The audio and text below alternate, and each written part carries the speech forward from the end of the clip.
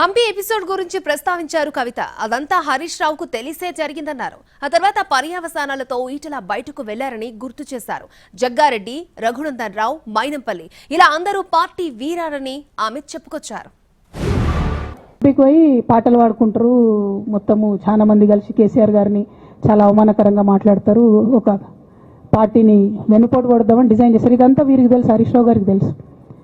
నేను ఆ రోజు సాక్ష్యం ఉన్న హరీష్ అన్న వచ్చి లిటరల్లీ రామన్న చేతులు పట్టుకొని, అరే మామయ్యకి ఎప్పుడు సింక్ ఆర్ సేల్, నేను మామయ్యతోనే ఉంటా అని చెప్పి అక్కడ మాట్లాడుకున్న వాళ్ళందరూ వెబసార్ దగ్గర అవుట్ చేసిండి. ఆ తర్వాత పర్యవసానంలో ఈటల రాజేంద్ర అన్న బయటికి వెళ్ళడం. ఈ మహానుభావుడు వల్ల జగ్గారెడ్డి దగ్గర నుంచి మొదలు పెడితే, చెరుకు శ్రీనివాసరెడ్డి ముత్యంరెడ్డి అన్న కొడుకు దగ్గర నుంచి మొదలు పెడితే, రఘునందన్ రావు గారు, మైనంపల్లి గారు, విజయశాంతి గారు, విజయరామారావు గారు, ఆయన పాత పెద్ద ఆయన ఉండే ఈటల రాజేందర్ గారు, వీళ్ళందరూ పార్టీలోకి వెళ్ళి పోయినారు కదా.